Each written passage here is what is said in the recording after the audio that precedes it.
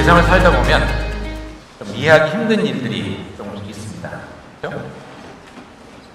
저는 제가 이 교회 처음 왔을 때 제가 이해가 안 갔던 게 저희 교회 앞길이 스피드 리밋이 얼마인지 아십니까?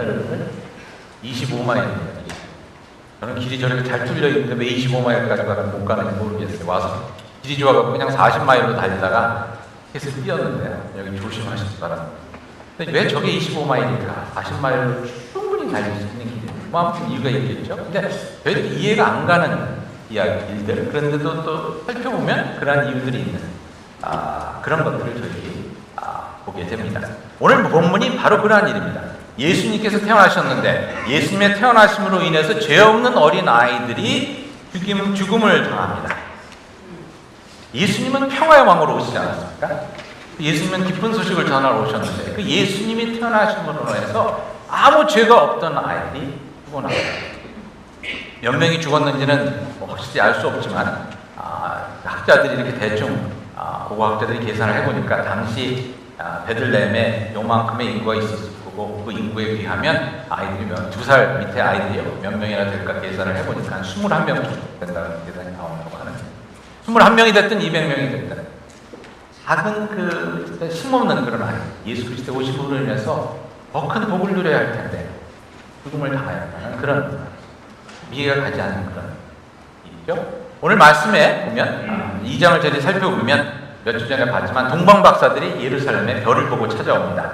별을 보고 찾아와서 뭐라고 했냐면 큰 별을 봤는데 이것은 분명히 왕이 태어나는 것을 나타내는 그런 별인데 그 별을 우리들이 발견하고 여기까지 왔습니다. 근데 그 별이 보이지 않아서 좀 어디로 가야 될지 모르니까 좀 도와주지 않으시겠습니까? 라고 이렇게 묻는 이야기가 나오죠. 그랬더니 예루살렘이 발칵 뒤집힙니다. 왜냐하면 예루살렘은 분명히 왕이 있었거든요. 이스라엘에 헤롯이라는 왕이 있었는데 이 왕이 아닌 다른 그 왕이 태어났다고 그러니까 이거는 여러분 아주 반란 그런 이야기가 아니겠습니까? 그러니까 예루살렘이 완전히 엎어집니다. 근데 이 헤롯이 그래서 학자들에게 물어보니까 성경에 보니까 새 왕이 태어날 때는 베들레헴에 태어날 거라는 그런 예언이 있습니다. 그래서 그 예언을 동방박사들에게 가르쳐 주면서 이렇게 얘기하죠. 그 왕을 찾으면 나에게도 알려주십시오. 나도 가서 경배하고 싶습니다. 라고 이제 얘기를 합니다. 여러분 그걸 딱 들을 때 이제 딱 생각이 드시죠? 헤롯 왕이 경배하러 가겠습니까? 자기 왕권을 지키기 위해서 새로 태어나는 왕을 죽이기 위해서 이제 그 왕을 찾는 그런 속마음이 있었던 겁니다. 그런데 그러한 가운데 오늘 말씀을 보니까 그것에 대한 이야기를 천사들로부터 이 동방박사들이 듣고 꿈에 나타나서 천사는 얘기를 해주죠. 헤롯에게 가지 마라. 그러면 이 아이가 죽을 것이다. 그래서 헤롯 몰래 집으로 돌아갑니다. 도망을 가듯이 가죠. 근데 헤롯 왕이 그것은 이제 몰랐겠습니까? 깨닫게 되죠. 하루를 기다려도 안 하고 이틀을 기다려도 안 하고 일주일을 기다려도 안 하니까 분명히 올 시간이 됐는데 예루살렘이 멀지가 않은데 알아보니까 몰래 도망을 가고 그래서 헤롯 왕이 어떻게 했겠습니까?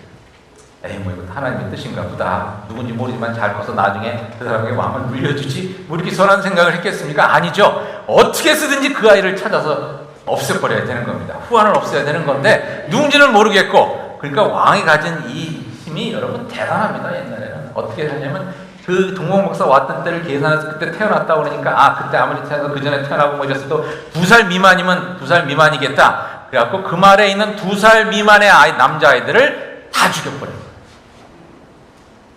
재판도 없고 이외 설명도 없고 다 죽여버려요. 그런 일이 어떻게 가능할까? 그것도 예수님이 태어나셨는데 말이죠. 근데 여기서 더더욱 이해가 안 되는 것은 하나님께서 일을 아셨거든요. 헤롯이 이렇게 할 것이라는 것을. 그래서 요셉에게 그 얘기를 해줍니다.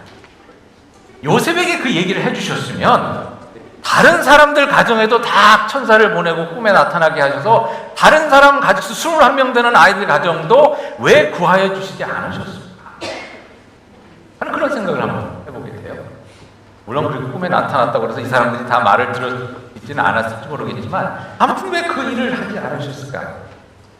그런 생각을 한번 해보게 됩니다. 또 더더욱 이해가 안 되는 것은요. 요셉이 또 그 얘기를 안 했어요. 자기가 알았으면 좀 옆에 얘기를 해서 같이 도망을 가든지 하지. 그런 얘기도 없고. 그리고 더 이해가 안 되는 거예요.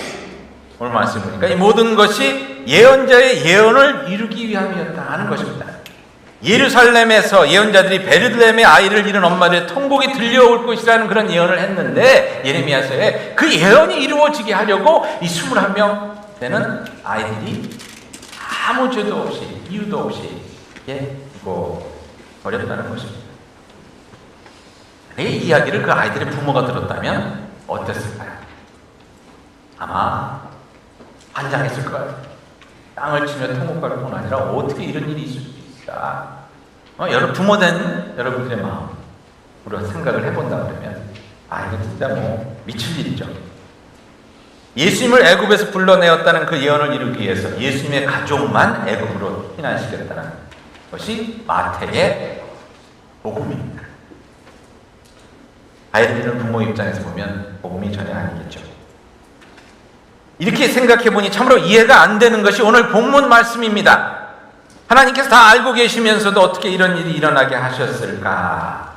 그런데 성경에 보면 이렇게 이해 못할 일이 참 많습니다.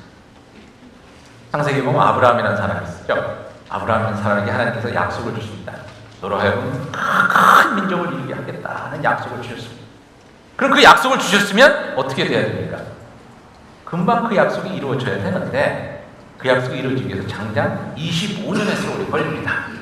25년 동안 아브라함이 하나님 이렇게 보면 어떨까요? 안 된다. 저렇게 보면 어떨까요? 그것도 아니다. 그냥 마냥 기다리게 하십니다. 그럼 재밌는 거죠. 창세기 12장에 보면 하나님께서 아브라함에게 약속을 주시면서 내가 명하는 땅으로 들어가라고 하십니다. 가라고 하십니다. 그래서 아브라함이 제사를 다 이렇게 짐을 싸갖고서는 하나님의 말씀대로 가나안 땅으로 갑니다. 가나안 땅으로 갔으면 어떻게 돼야 됩니까? 거기서 좋은 일이 일어나야 되지 않겠습니까? 근데 가나안 땅에 들어가자마자 일어난 일이 뭐냐면 가뭄이 듭니다. 가뭄이 들어서 먹을 것이 없어서 애굽으로 먹을 것을 찾아가는 그런 일이 생깁니다. 아니, 여러분 이게 앞뒤가 안 맞지 않습니까? 하나님께서 보내주고 가라 해서 갔는데 그러면 거기에 좋은 일이 일어나야 되지 않습니까? 집도 생긴다든지 비즈니스가 잘 된다든지 거기서 뭔가 막 이런 일이 일어나 아들이 생긴다든지 이래야 되는데 아무것도 일어나지를 않는 것입니다. 좀 이해가 안 가죠. 모세라는 사람이 있었습니다.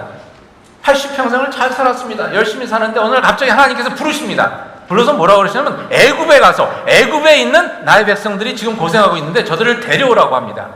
이 모세가요, 그것을 안 하려고 진짜 그냥 이유를 열몇 가지 그냥 됐습니다. 하나님, 저는 말을 못하고, 하나님, 저는 이렇고 저렇고, 지금 아무튼 이유를 막 댔는데 하나님께서 강권적으로 저를 밀어서 보내셨습니다. 강권적으로 밀어서 보내셨으면 일이 잘 돼야 하지 않습니까? 근데 이게 안 됩니다. 바로라는 왕에게 가서 Let my people 내 백성이 가게 하십시오. 근데 바로가 말을 안 듣습니다. 바로가 말을 안 들어서 가라고 그랬다 안 가고 못 가게 하고 가라고 그랬다 안 가게 하고 그래갖고 하나님께서 또 모세를 통해서 10가지 재앙을 내보내시죠. 막 10가지 재앙이 막 해갖고 힘들고 어렵게 애굽 땅을 나왔습니다. 여러분 힘들게 어렵게 애굽 땅을 나왔으면 10번이나 그냥 바로랑 딜하면서 막 이렇게 해서 애굽 땅을 나왔으면 그 다음부터는 일주일 거리는 가나안 땅에 일사천리로 가야 되지 않습니까? 근데 하나님께서 이스라엘 백성들을 인도하시는데 딱 가서 보니까 어디에 와서 서게 됩니다. 앞에 바다가 가로막고 바다가 가로막고 있는 것까지 괜찮아요. 뒤를 돌아보니까 애국 군대가 쫓아오고 있어요. 완전히 진퇴양난 죽게 된 상황이 있게 된 겁니다. 아니 그 힘들고 어려운 일을 통해서 행군을 시작했으면 행군이 계속 돼야 되는데 바다에 빠져 죽으란 얘기인지 뭔지 이해가 안 가는 상황이 벌어집니다. 그런데 여러분 성경에서는 이해가 안 되는 상황 속에서 하나님께서 역사하시는 것을 보게 됩니다. 하나님의 섭리 가운데 섭리라는 것은 하나님께서 계획하신 것을 이뤄간다는 뜻이거든요. 이 하나님의 섭리 가운데 어느 때는 우리들의 생각과 머리로는 이해가 안 되지만 하나님의 계획하신 가운데서 놀라운 역사가 일어나는데 홍해 앞에 딱 섰더니 어떤 역사가 일어납니까? 하룻밤 자고 일어났더니 하나님께서 밤새 동풍을 불어주셔서 이 바다가 갈라져 있습니다. 바다가 갈라져 있는 것뿐만이 아닙니다. 바다를 건너갔더니 그 다음에 애국 군대들이 막 들어오는데 그거를 바닷물이 덮어서 애국 군대를 싹 멸망시켜버립니다. 이 사건은 그 후로 인간의 역사 속에서 계속해서 홍해와 같은 바다 앞에 서 있는 많은 사람들에게 희망을 주고 하나님의 놀라운 기적의 역사가 일어나는 홍해가 갈라진다는 바다가 갈라진다는 소망과 믿음을 준 놀라운 이야기가 됐습니다. 홍해가 갈라진 이야기 여러분들 다 아시죠? 기도하실 때 뭐라고 기도하십니까? 하나님, 내 앞에 홍해가 있는데 바다가 갈라지게 해주시고 있습니다.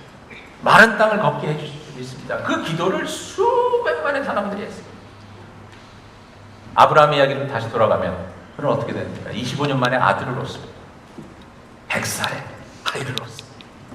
어떻게 됩니까? 이건 하나님께서 해주신 일이죠.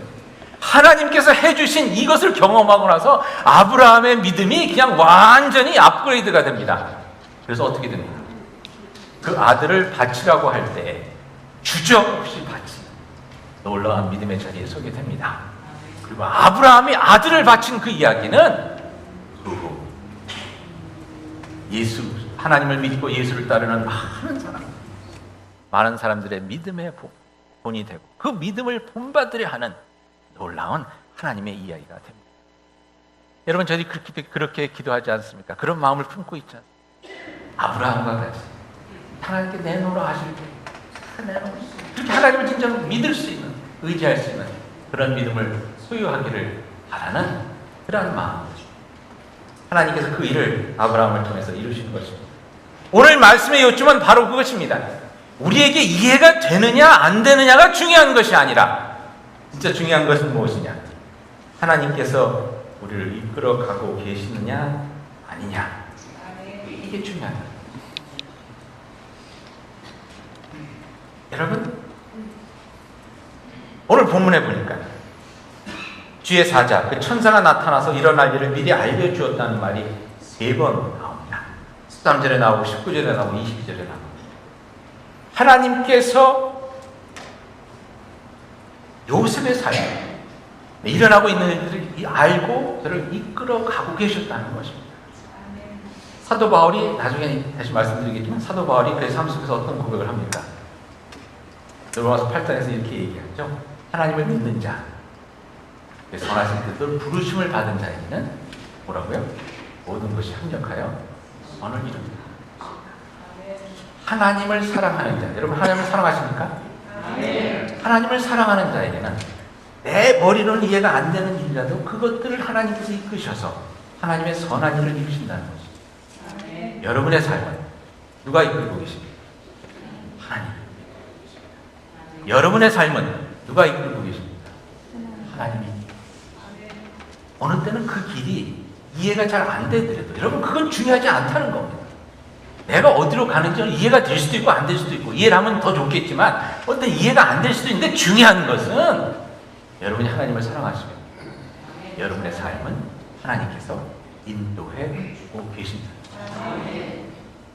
여러분, 지난 한 해를 돌아보시면서 어떤 생각이 드시는지 모르겠습니다. 하나님께서 여러분을 인도하신 것 같습니까? 아니면 안 하신 것 같습니까? 어느 때는 저희들 이해가 안 되니까 아이씨 뭐 이런 게 있나 라는 생각이 들 때가 있습니다. 제가 아마 지난 사순절 때 저희 여러 목사님들을 모시고 말씀을 들었는데, 그 중에 한 분 간증이 여태 기억이 남아요. 그분의 간증이 이런 간증이 있었습니다. 이분이 전도사 때 참 뭐 힘들고 어려운 그런 뭐 상황 속에서 재정적으로도 힘들고 그러는데, 어느 집사님이, 그게 섬기던 교회 집사님이 하루는 아침에 그냥 들르셨대요.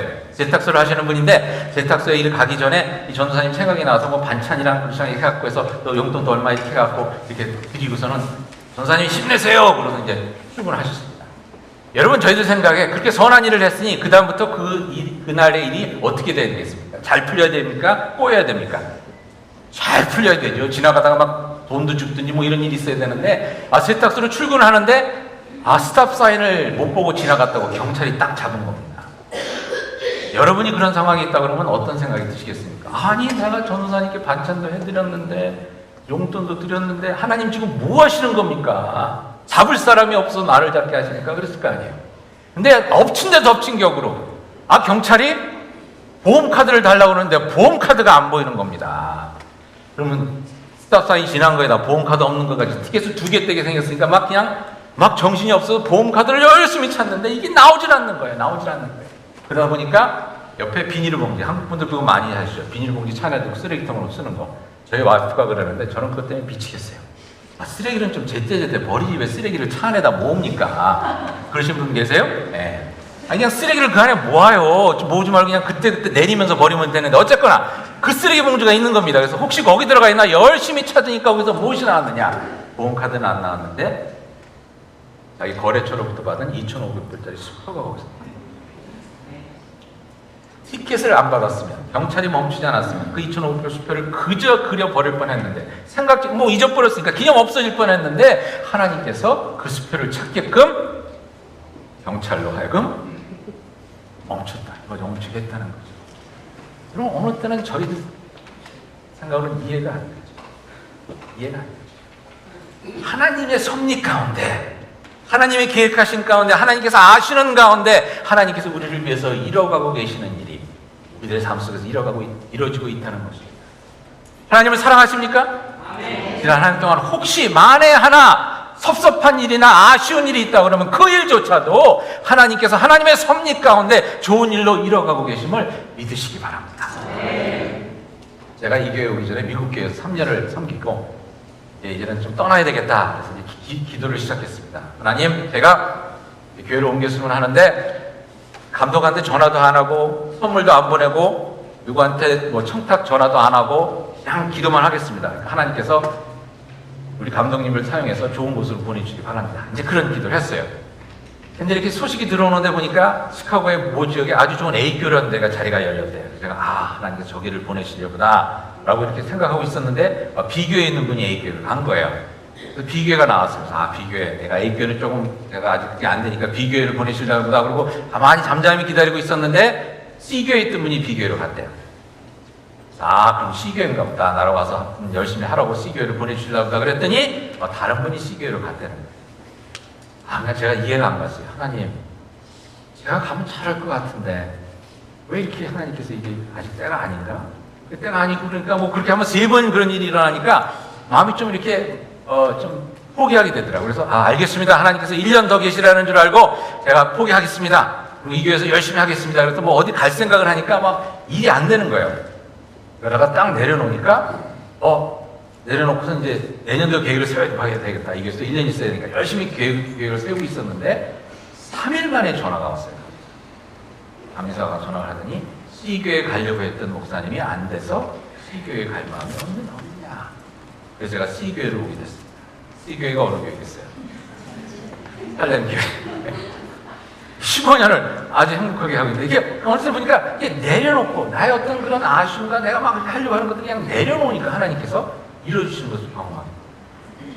제가 아는 친구가 아는 집사님이 한 분인데 좋은 대학 본과를 나왔어요. 그래서 좋은 회사에서 일했어요. 모토로라 같은 이런 데서 좋은 데서 일했을 때 여러분 당시만 해도 저희들이 본과 나온 분들이 좋은 회사를 가는데 공부를 잘해서 좋은 회사를 가는데 어디서 문제가 걸리냐면 승진이 안 되는 거예요. 왜냐면 영어가 딸리니까 매니저급 막 이렇게 올라가야 되는데 거기서 말을 해야 되는데 말이 잘 안 되니까 거기서 딱 걸려갖고 뒤에 온 사람들이 막 올라가서 승진하는데 그 밑에서 일해야 되고 이런 일이 생기니까 이분이 내가 뭐 이런 걸 보기 싫다고 그래갖고 나려서 따로 연구소를 차렸습니다.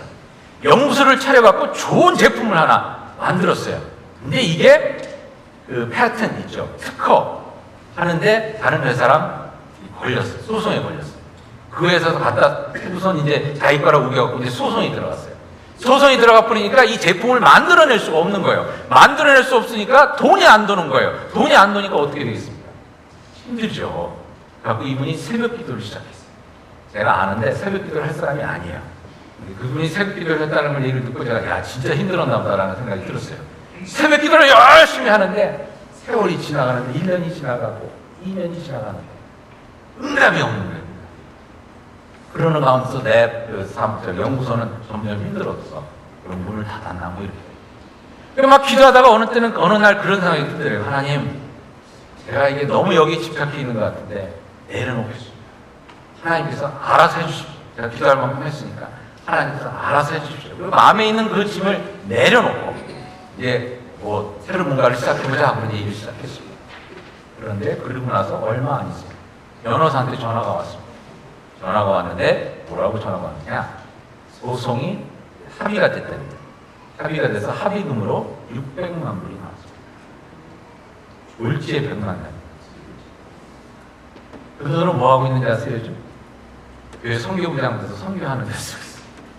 만약에 그게 길게 끌어지지 않았다 그러면 선교할 생각을 안 했을지도 모르겠어요. 근데 하나님의 계획 가운데, 하나님의 섭리 가운데, 하나님께서 이루시고자 하시는 일이 있기 때문에 어느 때는 시간을 끌기도 하시고 어느 때는 급히 응답해 주시기도 오기도 하시고, 어느 때는 기다리는 시간을 통해서 우리들의 믿음이, 우리들의 사람이, 우리들의 생각이 새롭게 다듬어. 여러분, 하나님을 사랑하십니까? 하나님 혹시 아쉬운 일이 있어요? 모든 것이 합력하여 선을 이루시고 하나님의 손길이 여러분의 삶 가운데 지금 하나님의 그 손길이, 하나님의 그 역사하고 계시다는 것을 꼭 믿으실 수 있기를 바랍니다. 오늘 한 해를 보내면서 혹시 섭섭한 일이 있다 그러면 여러분 그것을 또 내려놓으실 수 있기를 바랍니다. 이해가 가기 전에 하나님께 그것들을 내려놓고 새롭게 주님과 동행하는 그런 삶을 시작하실 수 있기를 바랍니다. 왜냐하면 주님께서는 우리가 아직은 이해하지 못하는 그 선하고 옳은 것들을 계획하고 계시기 때문입니다. 오늘 본문에 보니까 하나님께서 예언되어진 일들을 이루셨다 하는 말이 3번 나옵니다.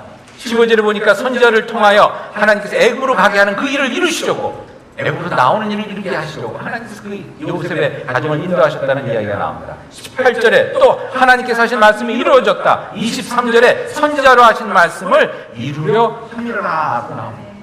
즉 이것은 하나님께서 미리 모든 것을 아시고 그 대책을 준비하시고 예비하신 가운데 요셉의 가족을 지키고 이끌어 주셨다는 것입니다. 모든 것이 하나님의 섭리하신 가운데 이루어지고 있었다는 것입니다. 하나님께서는 이 모든 혼돈과 환난 가운데서도 그들을 이끌어주고 계셨습니다. 이해가 안 되는 일이죠. 그럼에도 불구하고 하나님께서는 그들을 이끌어가고 계셨다. 신약에 보면은 유명한 사도 바울이라는 유명한 선교사가 있습니다. 사도죠. 선교사입니다. 진짜 열심히 죄일을 한 사람이 있습니다. 고린도후서에 보니까 자기에 대해서 얘기를 하면서 이렇게 얘기합니다. 유대인들에게 40에서 한한 감한 매를 5번이나 맞았으며, 유대인들이 매를 때리는데 당시 책칙으로 벌을 주는데 40대를 맞으면 죽는다고 그래서 죽지 않게끔 30대를 때리는 그 벌이 있는데 그걸 5번이나 맞았다는 겁니다. 3번 태장을 맞고 1번 돌로 맞고, 돌에 맞아서 죽었는 줄을 갖다 버리기까지 했었습니다. 배를 타고 가는데 파손되는 일이 3번이나 있습니다. 이 경우 얼마나 믿음이 대단한 사람입니다. 그러면 여러분, 이 사도 바울의 삶이 좀 잘 풀려가야 되는 그런 일이 있어야 되는데, 감옥에도 엄청 많이 갇혔어요. 여러 번 갇혔어요. 근데 한 번은 감옥에 갇혔을 때 빌립보에 있는 교인들에게 편지를 쓰면서 이렇게 씁니다. 빌립보서 1장 12절에 보니까 형제들아, 내가 당한 일이 도리어 복음 전파의 진전이 된 줄을 너희가 알기를 원하노라. 이러므로 나의 매임이 그리스도 안에서 모든 시위대 안과 그 밖의 모든 사람에게 나타났으니 형제 중 다수가 나의 매임으로 말미암아 주 안에서 신뢰함을 거부없이 하나님의 말씀을 더욱 담대히 전하게 되었느니라. 어떤 이들은 투기와 분쟁으로, 어떤 이들은 착한 뜻으로 그리스도를 전파하나니 라고 얘기합니다. 이게 무슨 얘기입니까? 사도 바울이 감옥에 갇혔는데, 아니 지금 복음을 전해야 되는데 감옥에 갇혀 있으니까 얼마나 이게 이해가 안 되는 상황입니까? 한 사람이라도 더 나가서 전도를 해야 되는데, 근데 바울이 가만히 살펴보니까 이게 하나님의 놀라운 뜻이 있었던 게 뭐냐면, 첫 번째, 감옥을 지키고 있는 군사들에게 복음을 전할 수 있죠. 두 번째, 자기를 사랑하는 사람들이 바울이 잡혔다고 그러니까 바울의 몫을 우리까지 해야 되겠다고 그러고 막 2배, 3배 열심히 하는 겁니다. 그것뿐만 아니라 3번째, 바울을 시기하던 사람들, 바울을 위하던 사람들, 저만 사도냐, 저만 잘났냐 하는 사람들이 야, 이때다 바울 대신에 우리 교회가 커야 되겠다고 그래서 막 열심히 시기하던 사람이 복음을 전하는 겁니다. 그러니까 사도 바울이 혼자 전하는 것보다 감옥에 갇혀 있는 동안에 3배나 더 놀라운 하나님의 능력이 나타나고 있었던 거예요. 여러분, 때로는 우리가 환난 가운데, 고난 가운데 있고 이해가 못하는 상황, 아니 하나님, 난 지금 이걸 해야 되는데, 하나님 내게 돈을 더 주시면 내가 교회 열심히 할 텐데, 왜 돈 막 쓰는 사람들에게만 돈을 더 주십니까? 라는 생각이 들 때가 많이 있습니다. 하나님 나에게 참 이런 상황을 주시면 내가 진짜 하나님 놀라운 일 할 수 있을 텐데, 이해가 되지 않는 그 상황조차 하나님의 섭리 가운데, 하나님의 계획 가운데, 하나님의 지혜 가운데, 하나님의 능력 가운데 하나님께서 들어쓰시는 놀라운 그림의 한 조각이다. 여러분, 그럴 때 섭섭해하죠. 실망하죠. 그 가운데 믿음으로, 신실함 가운데 나아가실 수 있기를 바랍니다. 그래서 사도 바울이 이렇게 고백합니다. 아까 말씀드린 로마서 8장 28절이죠. 우리가 알거니와 하나님을 사랑하는 자, 곧 그의 뜻대로 부르심을 입은 자들에게는 모든 것이 협력하여 선을 이룬다. 어떻게 된다고요? 한번 따라해 주시기 바랍니다. 모든 것이 협력하여 선을 이루느니라. 하나님의 아름다운 일을 이룬다는 겁니다. 하나님의 놀라운 일을, 좋은 일을 이룬다는 겁니다. 누구에게요? 하나님을 사랑하는 자. 누구에게요? 누구에게요? 여러분 하나님을 사랑하십니까? 여러분을 통해서, 여러분의 그 실망되는 그 일을 통해서, 이해 안 되는 일을 통해서, 잘 안 된 그 일을 통해서, 여러분의 실패한 그 일을 통해서도 하나님께서는 놀라운 선한 일을 이루고 계십니다. 믿으십니까? 아브라함의 삶을 보면 여러분 그렇습니다. 아브라함이 말씀드린 대로 창세기 12장 3절에 보니까 하나님께서 저를 보내시면서 뭐라고 그러셨냐면 너로 하여금 만민이 복을 받게 하리라. 만민이, 이게 얼마나 놀라운 일입니까? 근데 만민이 복을 받게 하면 뭔가 일이 일어나야 되는데 일이 일어나지 않습니다. 25년 동안 아들도 태어나지 않는 겁니다. 아, 이게 무슨 일인가? 이게 뭐야? 이러고 있었는데 25년 만에 아들이 태어납니다. 아, 이제 뭔가 이루어지는가 하다 생각해 봤는데, 아, 이게 또 그렇지가 않은 거예요. 이삭이라는 아들이 좀 그냥 이렇게 뭐 능력 있고 뭐 이런 게 아니라 조용하고 이런 아들입니다. 근데 이 아들이 쌍둥이를 낳습니다. 쌍둥이에 야곱이라는 아들이 있습니다. 야곱을 통해서 12아들이 생깁니다. 이제는 뭔가 이루어지는가 하고 저희들이 생각해 볼 수 있겠죠? 큰 민족을 이루어 하나님의 큰 일을 하려나 보다. 아들이 12이나 되니까요. 그랬는데 어떻게 됩니까? 이 12아들이 먹을 것이 없어서 애굽으로 갔는데 애굽에서 다 종이 돼버립니다. 하나님의 백성이 종이 돼버립니다. 아니, 어느 세월에 그러면 하나님의 영광을 드러내고 어느 세월에 하나님 만민에게 복을 주는 그러한 백성이 되겠습니까? 종이 돼버렸는데, 그런데 이 종이 된 이스라엘 백성이 하나님의 놀라운 기적을 보면서 애굽에 내린 10가지 재앙을 통해서, 홍해 갈라지는 걸 통해서 애굽을 탈출합니다. 애굽을 나옵니다. 출애굽의 사건이 일어납니다. 아, 이제는 됐나 보다, 하나님의 뜻이 이루어지나 보다라고 생각을 했는데 웬걸 광야에서 다 죽어버립니다. 그 다음 세대가 여리고 성을 물러뜨리면서 가나안 땅에 가서 아, 이제는 뭔가 되는가 보다. 아브라함에게 그 약속을 주신 지 1000년 만에 다윗이라는 왕이 나타납니다. 다윗이 커다란 왕국을 이루고 그 아들이 아주 훌륭한 성전을 짓습니다. 이제는 뭔가 진짜 하나님의 약속이 이루어지는가 보다 생각을 했는데, 그 나라가 그 다음 세대에 둘로 갈라지고 북쪽은 아시리아한테 망하고 남쪽은 바빌론에게 다 포로로 잡혀가 버립니다. 아니, 어떻게 이런 일이 계속 일어날 수가 있는 거죠? 네. 아브라함에게 그 약속이 주어진 2000년 만에 조그만 마을 베들레헴 마구간에서 예수라는 아이가 태어납니다. 예수라는 아이가 태어났습니다. 하나님의 은혜 가운데 능력을 행하며 놀라운 말씀을 합니다. 아, 이제는 뭔가 되는가 보다 싶었는데 예수가 3년 만에 죽어버립니다. 여러분, 예수 그리스도의 제자들이 어떤 생각이 들었을까요? 아니, 이게 뭐야? 아니, 하나님의 약속이 이루어져야 되는데, 아니, 이게 도대체 이게 이해가 되지를 않지 않습니다. 아니, 어떻게 이렇게 허무하게 죽어버릴 수가 있어요?